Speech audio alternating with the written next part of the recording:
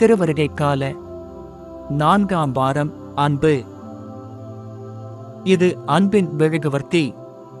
அன்னை மரியாவையும் அவர் கணவர் புனித யோசேப்பையும் குறிக்கின்றது. லூக்கா 1:32-33. அவர் பெரியவராய் இருப்பார். உன்னத கடவுளின் மகன் எனப்படுவார். மீட்பரை சந்திக்க அன்னை மரியாவும் புனித யோசேப்பும் எவ்வாறு ஆயத்தமாய் இருந்தனரோ அவர்களைப் போல் நம்மை மீட்க வந்த பாலகனை வரவேற்க நம்மை தயார்படுத்த இதுவே வாய்ப்பு. அன்னையின் எதிர்நோக்கையும் புனித யோசேப்பின் நேர்மைத்தனத்தையும் கொண்டு வாழ முயல்வோம். செபம்.